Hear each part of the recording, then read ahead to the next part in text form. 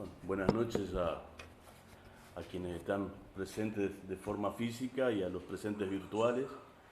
Es un gusto nuevamente que nos convoque una presentación de un libro, en este caso de Pablo Silva Olazábal. Estamos físicamente en Tacuarembó, en la Semana de la Patria Gaucha, y como no es novedad y de alguna manera ya es tradición también en estas instancias, la lluvia nos está acompañando, es parte de la fiesta en sí, así que quienes estén viendo de forma virtual esto están en una situación privilegiada.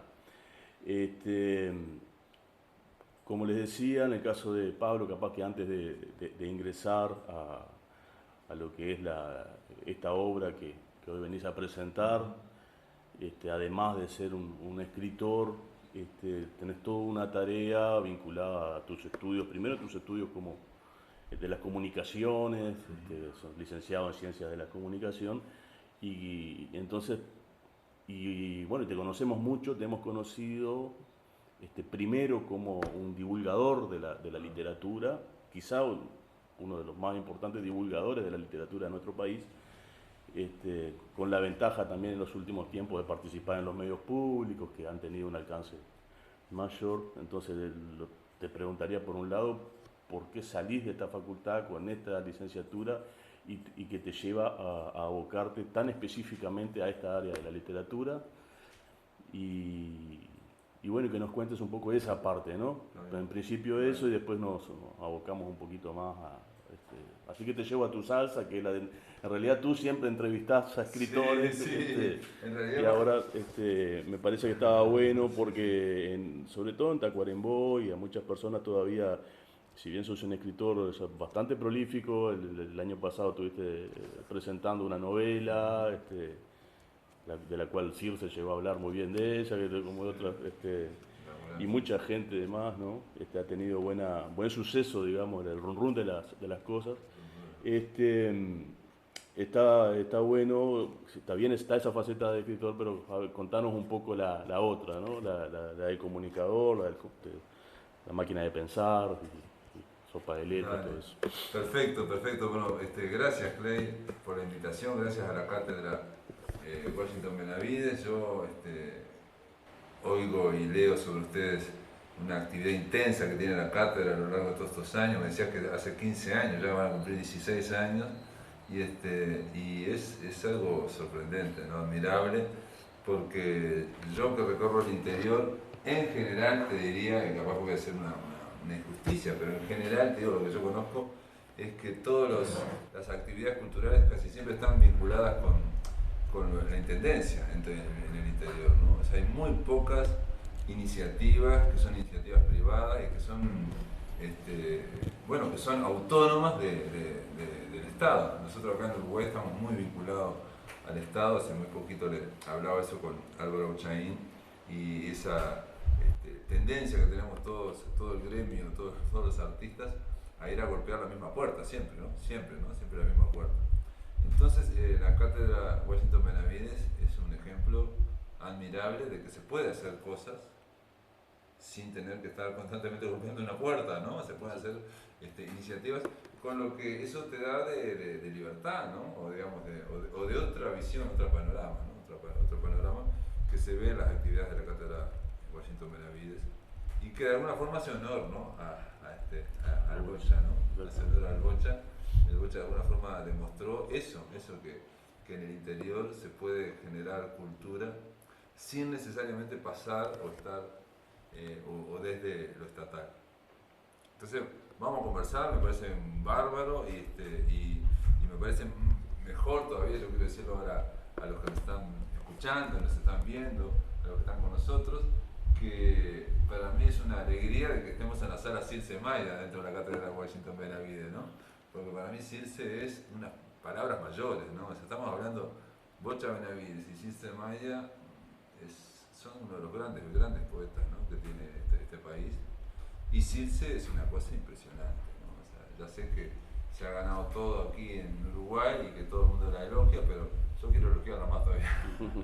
Sí. Porque es una persona entrañable, aparte.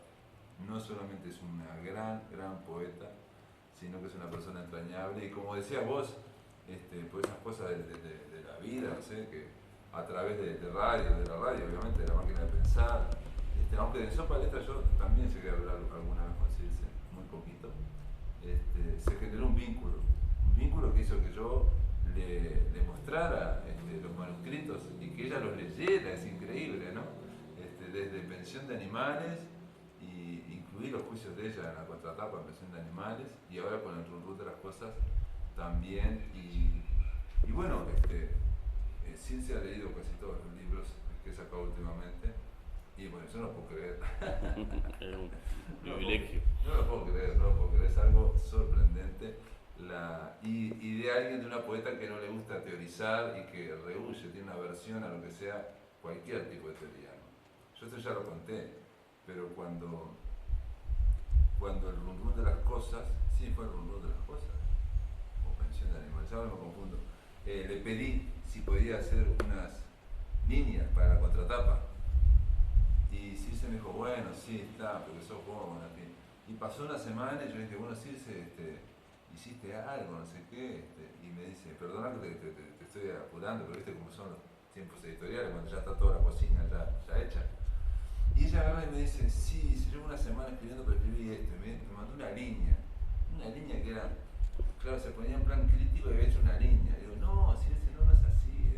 Si vos me das permiso, yo te saco un fragmento de lo que me escribiste por mail, que la leíste un tirón y que hay una cuestión entre los animales, era de Pensión de Animales, hay una cuestión dual entre la naturaleza humana y la naturaleza animal. Ah, decía, sí, bárbaro, mejor sacá. Entonces quiero decir que cuando ella opina de una forma, pero cuando tiene que escribir como crítica estaba bloqueadísima, pobre, porque no es lo suyo y aparte no quiere hacer eso. En fin, me preguntabas por lo de la radio. Si yo hice ciencia de la comunicación, siempre estuve interesado por los medios, aunque cuando empecé a hacer ciencia de la comunicación mi interés era el audiovisual, aunque te parezca mentira, ¿no? O sea, yo terminé en los 90, fui la primera promoción ahí en ciencia de la comunicación, la primera que salió, porque no se recibía a nadie, a mediados de los 90, y bueno, si bien estuve en prensa escrita, terminé en la radio de una forma muy extraña. También tuvo que ver otro valor de Tacuarembó, así que debo mucho a Tacuarembó, que era Tomás de Matos. Tomás de Matos, a que yo conocía unos años antes a través de la Casa de los Escritores, todas las movidas que hicimos de escritores, previo a la Casa de los Escritores, 2002, 2003, y junto con Mario Delgado Paraín los conocí a los dos y bueno, compartíamos, no sé, algún asado, cosas así.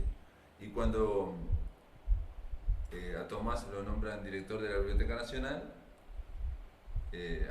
yo le planteo, ¿qué te parece si auspiciás un programa sobre literatura? Y él me dijo sí, no solamente me dijo que sí, sino que mandó ahí un mail inmediatamente a Sacomani, que era Sergio Sacomani, el director del proyecto de las radios públicas, y ahí empezó Sopa de Letras, que vos lo conociste porque empezamos a hacer cosas en el interior. Hicimos un ciclo desde adentro donde estuviste vos, Clay, participando. Sí, con Nelson Ferreira y con William Sobredo. Exacto, William Sobredo con Nelson Ferreira, y vos estuviste cuando pasamos por Tacuarembó. Y bueno, y ahí empezó esto que decís vos, que te llama un poco la atención. A mucha gente me lo ha dicho, porque realmente yo me fui metiendo en lo que es radio, lo que son los medios, pero me fui metiendo casi en el tema literario, ¿no? O sea, me metí, no sé, tanto me metí que al cabo de 16 años, cuando saco el Run de las Cosas, está basado en sueños que yo tenía sobre escritores. Soñaba con escritores porque, claro, yo trataba de lunes a viernes, desde el 2010 estoy con la máquina de pensar, ya vamos a cumplir 12 años, ahora en marzo, ya estamos en marzo, en 15 cumplimos 12 años, de lunes a viernes hablando con escritores. Lamentablemente, discúlpame que te interrumpa, en estos momentos la máquina de pensar no está llegando a la repetidora que hay aquí de la Radio Uruguay, que está saliendo en Montevideo a las 6 de la tarde, ¿no? Radio Cultura. Radio Cultura. O sea que bueno, estaría bueno, ojalá que a la brevedad podamos volver a escucharte semanalmente, ¿no? Claro, el año pasado, a partir de septiembre, se inauguró un nuevo proyecto entre los medios públicos, se llamó Radio Cultura, y que destinado a, digamos, a unir en esa grilla, en ese nuevo proyecto, a todos los programas culturales. Está bárbaro como idea y como proyecto, pero tiene la contra que en Radio Uruguay se mantuvo con todas las transmisiones, en todas las repetidoras del país. Es la radio que tiene más repetidoras, es la única radio de los medios públicos que tienen corresponsales en todos los departamentos del interior del país. Entonces, la apuesta con Radio Cultura es a juntar toda la cultura y al streaming, ¿no? Lo que sea, a ir a internet. En el caso de la máquina de pensar, yo ya lo venía, digamos, empujando desde el 2010. O sea, para mí era fundamental que un programa de radio quedara el registro, quedara un archivo. Alguien me dijo también, vos porque sos escritor, y puede ser, porque ¿qué pasa? La radio, como el teatro, por ejemplo, es efímera. O sea, la condición de la radio generalmente era esa, ser efímera. Solo ahora con las nuevas tecnologías te puedes plantear generar un archivo. En el caso de la máquina de pensar, el blog de la máquina de pensar ya pasó el año pasado el 500.000 de visitas. Y bueno, apostamos ya desde el 2010 al streaming. Tenemos un canal de YouTube que tiene 1500 suscriptores también, o sea que me consta que se escucha desde otros países de gente interesada en la literatura uruguaya, que hay mucho más de lo que pensamos, ¿eh? Sí, un servicio para quienes alguna vez hemos escrito, la verdad que nos abriste siempre las puertas, ¿no? En el caso de Santiago Cortés, que publicó también en ediciones de la cátedra, y bueno, y mi caso, que también Claro. pude participar en un programa de eso, y es una oportunidad interesantísima, ¿no? Sí, bueno, cualquier cosa juntamos firmas, ¿viste? Sí, Y sí, mandamos firmas para ver si se reedita acá. claro, el tema es que, sí, el tema es que una cosa es el streaming, que solamente accedemos determinada gente o hay un interés, Sí, otra vez. y se desnaturaliza, no, es otra naturaleza que se le da a la radio, pero en general la radio históricamente tiene la naturaleza de acompañamiento, de que te subís al auto, lo prendés y lo tenés ahí, bueno, escuchás un cacho, otro cacho no, en fin, que hace que uno oiga de otra forma, acompaña. El streaming lo que tiene es que, bueno, o bien tenés que tener una voluntad para hacerlo, o bien tenés que ir a escucharlo después a la web. Y en el caso de la máquina también tenemos un problemita que lo vamos a tratar de solucionar, que los últimos 2 años se cayeron todas, se borró todo lo que se había subido y tenemos que volver a subirlo, ¿no? Pablo, has escrito tu último libro a través de Un breve laberinto. Te aventurás a un género, Sí, sí. capaz que no es el más usual, o sea, si bien el cuento en sí es un género muy usual, con mucha tradición en el Uruguay, anduviste también vinculado, juntando algunas firmas vinculadas Sí, a los cuentos en general, movida, sí, ahora. pero en este caso, este libro que hoy estamos presentando es un libro de cuentos más pequeños, microficciones, Claro. tú le decís, o microcuentos, capaz que el microcuento es más chico aún, ¿no? Claro. Y yo considero que este tipo de géneros tienen mucho que ver con la época que vivimos, ¿no? Con los tiempos que vivimos y con los lectores de esta época posmoderna, ¿no? Claro. Considero mucho más difícil conseguir la lectura para una novela, que implica un esfuerzo, un tiempo diferente, y este tipo de textos cortos, un libro una novela tú no puedes dejarla en la mesa de luz, leer 2 hojas y dormirte, y a la otra noche leer otras 2 hojas más, porque seguramente te vas a perder Claro. cosas en el camino. Pero en el caso de a través de un breve laberinto, hay una unidad de cada uno de estos microcuentos. Yo no sé todavía si hay una unidad total en toda la obra, un tema para que Sí, vos sí, lo desarrolles. sí. Veo sí ciertas, por lo menos hasta donde fui leyendo, es que percepciones que parten desde un yo lírico, Ajá. por lo menos hasta donde fui viendo. Y creo que sí que es un libro muy agradable de leer, y que tiene esa facilidad para la persona de hoy, porque una persona va a comprar un libro que quiere y que tiene ese poco tiempo a veces tiene un tiempo entre trabajo y trabajo o entre determinadas actividades, es un libro que se va leyendo bien, con un manejo del lenguaje bien fiel a tu tradición libreriana, ¿no?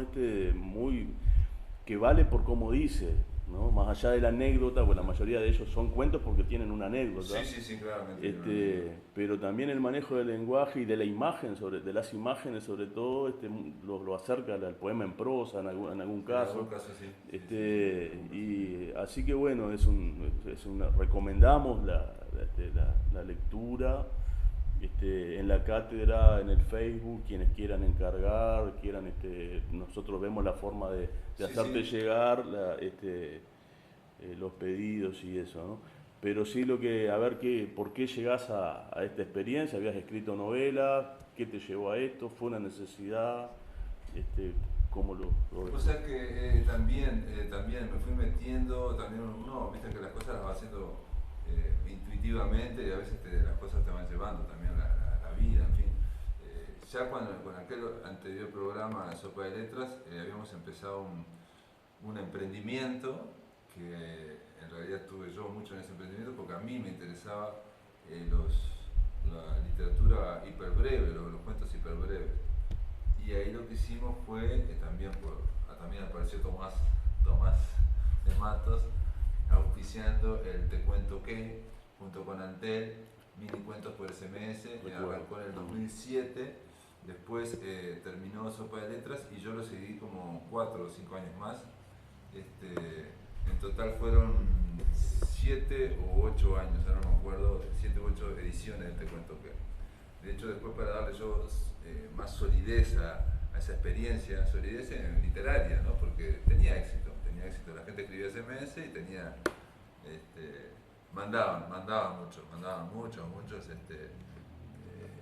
no me acuerdo la cifra en total, pero se había hablado de casi 200.000 SMS en todo, ¿no? Contando todos los 7, 8 ediciones. Y después lo que hice fue un libro que se llamó El Libro de Oro de Te Cuento que reunía 500 minicuentos, 500 SMS de los primeros 5 años. Bien, ahí me metí y obviamente también apareció Rosana Maraneschi de la Casa de los Escritores del Uruguay para darle más solidez a esa experiencia junto con la Biblioteca Nacional. Ahí ya estaba Carlos Liscano. Hicimos durante 3 años, creo, 3 años, 3 ediciones de un seminario, literatura breve y nuevas tecnologías, ¿no? Y invitábamos a escritores y a críticos a hablar de la literatura breve. Que en Uruguay la microficción o los microcuentos, por alguna razón que no he logrado develar, hay como una resistencia, o directamente no se consideran, digamos, no se consideran como categoría, o no se consideraban como categoría. Algo rarísimo porque la microficción tiene un gran desarrollo en América Latina. Es de las zonas que están más desarrolladas. De hecho, los grandes polos de desarrollo son México y Argentina. En Argentina están las escritoras más importantes, por ejemplo, Ana María Yuba en microficción, y allá en México estaba Augusto Monterroso, que si no era mexicano vivió siempre en México, o Juan José Arreola. Entonces, y en Argentina hay grandes teóricos de la microficción. Es rarísimo, obviamente esos dos polos, pero hay en Chile, hay en Perú, también en Perú hay conocidos editoriales dedicadas solo a la microficción. Hay una preponderancia de la novela, ¿no? No sé, pero o de la poesía. En esos países también hay preponderancia, pero admiten que hay una microficción, ¿entendés? Se admiten. En México yo en el 2018 me invitaron para participar de la tercera cumbre, llamaron ellos, de microficción en América Latina, de minificción le llaman en México. Y allá fui yo al DF, a México, y me encontré con un panorama mucho más vasto, ¿no? O sea, te menciono estos países, pero había de otros países, había de Chile, había de Ecuador, había de Centroamérica, de distintos países. Un movimiento muy grande, ¿no? O sea, y ahí conocí también escritores y editores dedicados a la microficción. O sea, nadie plantea que no exista, Sí, no, Pero en Uruguay, por alguna razón, a nivel académico, esto yo ya lo he contado, a raíz del libro de oro que te cuento que, ¿no? de ese libro de microcuentos por SMS, me contactó una universidad de Francia, la Universidad Paris-Nanterre, que tiene un equipo de traductores y que ellos trabajan la microficción. Entonces querían de Uruguay traducir. Y se tradujo, el libro de oro que te cuento que está en línea, está traducido al francés. Y de esa misma universidad, en el 2018 creo, me pidieron para, si yo no hacía un artículo sobre la microficción en Uruguay. Y bueno, era una revista académica, universitaria, yo no hago artículos en general para que son arbitrados y que van con un tribunal ciego y que no se sabe quién lo escribió, en fin, no, se hizo eso. Y también estuve hablando con académicos de Uruguay, concretamente Facultad de Humanidades, eso ya lo conté, y para ver si había tesis, ¿viste? Si había antecedentes. Y bueno, Alejandro Cortázar, que es de Letras y de la Facultad de Humanidades, me dijo que no había ningún antecedente, no había nada, ni una sola tesis. O sea, de nuevo te digo, te refuerzo eso y me dice, tu artículo va a ser el primero. Y en el 2018 te estaba descubriendo, ¿no? Entonces, para participar en el 2018 saqué un libro que yo ya llevaba, que era La vida amorosa de Thelonious Monk, se llamaba ese libro, que es un libro también de cuentos cortos. Y ahora lo que hice a través de un breve laberinto fue sacar cosas que llevo desde hace 4 años. Y entonces ya estamos, incluso algunas son anteriores. Es un libro que tiene 51 cuentos cortos y la idea era de que cada pueblo un paisano. Yo quería juntar a cada pueblo un paisano, ¿no? O sea, que sean muy distintos o bastante diferentes, aunque vos sabés que, como decís vos también, ¿no? De que aunque cambian los argumentos, aunque cambien, yo que sé, hay un cuento corto que es histórico, que transcurre ahí por Cerro Largo, en 1870, hay otro que es de ciencia ficción, que transcurre en un planeta no sé dónde, hay otro que transcurre en el mar, hay otro que transcurre en los años 50 en una isla de Río Negro, de los Carboneros, en fin, son muy variados, pero como decías, la voz lírica, yo creo que obviamente eso aparece, digo, no lo puedes guardar, digamos, no se puede, me parece a mí. Y bueno, junté todo eso y aquí estamos, a través de un breve laberinto que se publicó el año pasado. Y lo que tiene la característica, que también tiene que ver con la microficción, si se quiere, con los cuentos cortos, es que en general todos estos cuentos arrancan con en medio del asunto, in media res, ¿no? O sea, arrancan y no sabes que dónde estás, pero ya empiezan a haber acción, ya empieza a haber acción. Y muchas veces terminan antes del final incluso. Eso me lo dijo Circe para el de La vida amorosa de Thelonious Monk, que también lo leyó Circe, me dijo que para ella, así como había poesía y antipoesía, ella me dijo, dice, vos estás escribiendo anticuentos, dice, porque parece que el inicio no está, porque ya arrancamos en la mitad, el inicio no está, y muchas veces el final tampoco está. Me dice, eso son como anticuentos, entonces me mencionó que a algunos les gustaba más, increíblemente cuando Circe me dijo, me gusta más, yo no le iba a poner ese cuento, ¿viste? Porque pasa esas cosas, te parecía que era muy, no sé, me parecía muy cliché, muy lugar común, y resulta que después Circe me dice que era el más lindo de todo, que más le había gustado. Y bueno, en este caso también, en este caso hay de todo, a lo largo de... Y muchos de ellos fueron escritos en 20 minutos, 25 minutos. Eso es algo raro también. ¿Los has corregido muchos? Sí, el problema que tiene esto... Porque al ser cortos como que sos más exigente, ¿no? Sí, ¿sabes qué pasa también? Exacto, al ser cortos es una cosa terrible, es que quitas una palabra, ¿no? Y se modifica el párrafo. Y el párrafo viene con determinado ritmo, y entonces hay que de repente agregar en el otro párrafo. Es una cosa tremenda. O sea, no. Porque el problema con digamos, la novela, vos podés corregirlo, se necesita una corrección panorámica, que digo yo, ¿no? Que es el ritmo, que por ejemplo Henry Trujillo la tiene muy bien, que es, no importa cómo está escrita, sino el ritmo, que se mantenga, que baje, que suba, ¿no? Pero esto es más parecido a la poesía, quizás. Tiene. No sé cómo serán los poetas, pero debe ser terrible. Aparte son cortos, pero no es digestivo, o sea, hay que... Claro. Lleva su lectura, es breve, pero procesarlo lleva su Para tiempo, mí ¿no? sí, para mí sí. Yo digo, no puedo hablar porque, claro, viste que uno cuando lo corregís lo lees.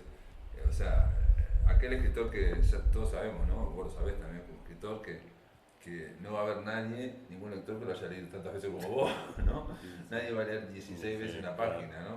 Pero el que la corrige sí la lee 16 veces, Claro, ¿no? claro. Y para mí, yo creo que aparte como son tan variados, yo no leería todos de seguido, ¿no? El recorrido. Pero también yo que sé, Roberto Prato me dijo que lo leyó en menos de una hora y escribió la contratapa, ¿no? Roberto Prato es... Sí, sí, sí. Tiene- Columnista también. Es columnista de la máquina. máquina de pensar y justo hoy me decía, sí, justo hoy me encontré en Tristán Narvajo, un escritor que es profesor de literatura y bueno, me habló de la máquina de pensar, así, no sé, muy elogioso, como vos me lo estás diciendo ahora, y me destacaba Roberto Prato, o sea, Sí, las sí. columnas de Roberto Prato son buenísimas, me dice, digo, Sí, claro. ¿No te gustaría, no sé si tenías pensado leer alguno, porque Dale. estaría bueno para que te hiciera una idea Sí, dale, de- leemos. por dónde viene la... Hay algunos que son más, No me ofrezco a leer porque estoy sin lentes. hay algunos que son más, ¿cómo se llama? Más como prosa poética, como decías, ¿no? Sí. Y hay otros Son más la historia, ¿no? Más una que son historia. más un Sí. argumento, un cuento, ¿no? A ver, este se llama Virgen Furiosa y dice así: el manto de la Virgen era rojo y estaba lleno de estrellitas que refulgían en la oscuridad, igual que las piedras de chispa que tenía en los ojos. Era imposible mirarla sin asustarse, distaba mucho de la expresión beatífica que uno espera en estos casos. No había en ella ningún rastro del dolor agónico y manso que la traspasa habitualmente. Aquellas dos piedras irradiaban ardor y furia y parecían a punto de lanzarse al primero que entrara. A la cueva le faltaba mucho trabajo para lo que pretendía ser, un santuario excavado en la roca oscura de la montaña. Vencí el impulso de salir corriendo con una pregunta simple: ¿qué hace una imagen como aquella en un lugar tan tosco como este? El manto rojo caía más allá de sus pies, tapando casi toda la piedra negra y alargada que funcionaba como un plinto donde ella se alzaba majestuosa. Las estrellitas brillaban como islas de dolor en aquel mar inmensamente rojo. Entré con cautela. Adentro lo único que se oía era un goteo de estalactita. ¿Cómo puede ser que vengan a rezar aquí? La pregunta me atravesó la mente sin encontrar eco alguno. Algo debe haber, pensé. O algo encuentran, si no... Alargué la mano y toqué el fieltro rojo y duro, lleno de estrellas. Tenía la consistencia acartonada de una madera porosa. Se me ocurrió que podía ser de yeso. Sí, con aquella humedad y falta de luz, ninguna tela podía mantenerse en condiciones. Aunque lo más lógico sería que si era de yeso fuera más blandita, más tierna. Imaginé que le habían hecho algún tratamiento para que no absorbiera la humedad que ya empezaba a empañarme los lentes. Me saqué el sombrero y sequé el sudor de la cara. Por más vuelta que le diera, no podía engañarme. Aquel hallazgo no le interesaría a nadie.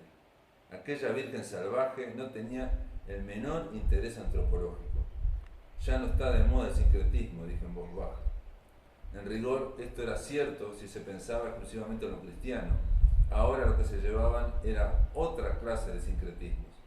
Calculé los gastos de la excursión y los comparé con los magros resultados. No había posibilidad de dos opiniones. ¡Qué mala suerte!, dije. Iba a darme la vuelta cuando algo muy infantil y primitivo me surgió adentro. ¿Y si la rompo? Bastaría con un manotazo bien dado. Nadie se enteraría. No había un alma en kilómetros de la redonda. Imaginé la desazón de los escasos peregrinos que subían una vez al año. ¿Y por qué no? Elegí una piedra mediana y pesada, miré a la Virgen por última vez y la golpeé con fuerza varias veces. La imagen se deshizo en pedazos que se partían y generaban estallidos blancos en la oscuridad del suelo. Cuando la cara estuvo irreconocible, seguí con el cuerpo, hasta que solo quedó un bulto informe, casi igual que la roca que le servía de santuario. Jadeante y sudoroso salí de la cueva. El día era soleado y todo estaba en silencio. Solo algunas ramas se movían por una brisa de verano. Bajé en paz, lleno de energía, el resto del camino. A veces ya ahí tenés más la estructura del cuento, Claro. ¿no? Cuento, Sí, sí. Más clásico, sí. cuento sí, más sí. clásico, sí. Cuento más clásico que... Digo, sin imagen, ¿no? Pero con una anécdota clara. Sí. Acá hay, por ejemplo, a ver, es una anécdota clara, para hablar de, digamos, de lo que decías vos, de la prosa más poética, si se quiere, hay uno que, bueno, este mismo, que se llama Queso, es un queso lunar. Queso lunar. Era la luna más redonda del mundo. La miré sin poder evitar la típica comparación. Era como una gran horma de queso esponjoso y blanco. Un queso de sabor tenue, sin madurar, con una consistencia blanda que se deshacía en la boca y dejaba un resabio mínimo, sin carácter ni nombre definido, que tenía toda la sensación de un alimento contundente. Un sabor, en fin, cuya fuerza residía en la fragilidad de lo que no deja de variar. Sin mucho esfuerzo podía sentirse cómo se endurecería en poco tiempo y perdería aquella característica. Era como una levedad que se envalentonaba en sí misma. En lo más íntimo uno sabía que aquella sensación no solo era pasajera, sino inolvidable, es decir, circunstancial. Claro, ahí está. Están las dos opciones. Están las dos cosas, ahí están mirando la luna y surge esa cosa, ¿no? En fin. Y hay algunos que son más... Por ejemplo, me dejas leer este. Pero, por favor, tu presentación. 3 montañitas, dice, cuando entramos a la caverna vimos algo increíble. En el fondo había 3 montañitas de oro que calculé me llegaban a la cintura. José ordenó silencio mientras inspeccionaba la penumbra y los alrededores. Se acercó con cuidado, caminando casi en punta de pie, como si el suelo estuviera lleno de serpientes. Pasó por delante y durante un segundo su silueta interrumpió el brillo dorado. Arrimó la punta del zapato y tocó la base de la primera montaña. El pequeño alud de monedas depositó un montoncito a sus pies. Como si estuviera en un lugar sagrado, José se agachó y tomó una. La observó con cuidado y aunque no había mucha luz, intercambió una mirada más que significativa. Supe lo que estaba pensando. Si esto es verdad, soy rico. Soy, murmuré con asombro. Giró la cabeza y dijo, ¿qué dijiste? ¿Soy o somos? Al hacer la pregunta no pude reprimir un temblor de labios. Miró desconcertado y sentí calor en el cuerpo, especialmente en las axilas. Di un paso y dije, ¿soy o somos? Sospechando una broma, esbozó una sonrisa que empezó a desvanecerse cuando dijo, ¿pero qué decís? Algo le cortó la frase y también el aliento. Cuando retiré el cuchillo empapado, se desplomó con un sonido fuerte y seco, como de zapallo partido por una piedra. Decime, John, tiene la materia prima con sueños también en alguna ocasión, ¿no? Alguno de los en alguno de los No, de los cuentos, en este caso no. no como en el Run Run. No, en el Son Run Run, imágenes nomás que el de tu Run Run está imaginación. basado, sí, el Run Run está basado en sueños, ¿no? El Run Run está basado en sueños que tuve a lo largo de 16 años. Esto no, esto está basado, ¿sabes en qué? Por eso yo te decía que algunos escribieron en 25 minutos. Claro. Porque yo tengo un taller literario que estos 3 años fue por Zoom y ahora empezó a ser presencial, por suerte, aunque mantengo el virtual, donde lo que hacemos es una cosa bastante simple, bastante sencilla. Yo les planteo a ellos, les mando generalmente un fragmento de una imagen, y generalmente al principio, por lo menos el primer año o 2, eran fragmentos de pinturas famosas o pinturas que a mí por alguna forma me pegaban, me resonaban, y le daba un fragmento, ¿viste? Lo recortaba en el celular, que no se veía exactamente de qué se trataba. Pero viste que las pinturas, esas de los geniales, tienen mucha información. Claro. Tienen mucha información. Entonces les recortaba un pedazo que no sabías de qué, y se lo pasaba y le decía que tenían que verlo en 10 segundos o 15 segundos. ¿Para qué? Para que cada uno, no importaba, porque todos quieren saber de qué se trata el cuadro, ¿no? A ver si podían adivinarlo. No era eso, es para, vos ves ese fragmento y lo primero que te aparece en la mente, asociás con otra imagen que es personal, es tuya, que a nadie más lo va a asociar, solamente vos, y por algo te aparece. Entonces hay que seguir esa imagen, no darle bolilla al otro.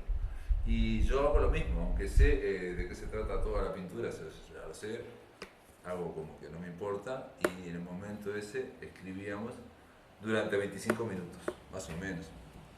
Y bueno, si lo haces todas las semanas te van a dar una serie de cuentos. Digo, no siempre funciona, no siempre sale algo cuajado, bien, pero acá está la selección de 4 años, ¿no? O sea, yo te diría que acá hay 51 cuentos y yo tengo quizás otro tanto que da afuera, digamos, ¿no? Y viste que, como en estos dos textos que yo leí, los tres, es una cosa que arranca ya en la mitad, ¿viste? Y bueno, y termina. Exacto. Es algo... Pablo, ¿qué te motiva de aquí al futuro? ¿Qué proyectos tenés? ¿Tenés algo pensado? ¿Por dónde seguís? Bueno, yo el tema, todo el mundo dice, vos sos muy prolífico, vos escribís mucho, no sé qué, no sé cuánto, pero en realidad lo que yo hago es como por acumulación, ¿viste? O sea, yo, así como te dije, el Run, fueron 16 años de un diario de sueños que estoy llevando, hasta ahora sigo llevándolo, ¿no? Entonces después pasé a la computadora, después fui sacando cosas. En el caso de son como 4 años de taller, que tengo otras cosas. Y yo que sé, en el Pensión de Animales también eran como historias que había hecho me llevó como 8 años con él. Entonces ahora estoy trabajando sobre una novelita corta que ya está terminada, pero la estoy corrigiendo, que es un personaje, que tiene 87 años y que está escribiendo a un doctor en letras de la Universidad de Tucumán, que le preguntó, él es amigo del escritor que era el protagonista del Run de las Cosas, o sea, aquel escritor ficticio tenía un amigo que ahora tiene 87 años, y lo entrevistan ahí de la Universidad de Tucumán para que hable sobre el amigo, ¿no? Este hombre también era escritor, pero... Que va tejiendo historias. Claro, y entonces lo que hace este hombre es, en vez de contestar toda la novela es una carta, en vez de contestarle el cuestionario, te voy a contar parte de mi vida. ¿Por qué? Porque viste que los amigos tienen esa cuestión de que hay siempre afinidad, Claro. ¿no? Y que aparte nosotros todos nos creemos muy distintos, pero mirados de lejos nos pasan las mismas cosas y pasamos, digamos, incluso no solamente por vivir en una misma ciudad como Tacuarembó, sino que incluso por la época nos pasan cosas muy similares. O sea, desde lejos el espíritu de la época nos filtra a todos, digamos. Entonces, desde lejos tenemos mucho menos diferencia que desde cerca. Y entonces va a contar la historia de mi vida a la hora de la siesta. Así se va a llamar el libro. Bueno. Y es un poco ahí Ojalá sea una oportunidad para una nueva visita. No. Bueno, teníamos postergada esta de hace un tiempo. Y bueno, por suerte se dio, te agradecemos que hiciste un tiempo ahí de poder visitarnos y bueno, muchas gracias Pablo, que nos volvamos a ver. Gracias Clay, y reitero que para mí es una gran alegría venir acá a Tacuarembó y poder conocerla acá en la cátedra de Washington Benavides, ¿no? Conocerla y conocer el rincón dedicado al Darno y estar en la sala Circe Maya. Es todo un placer para mí, así que gracias por la invitación. Vale.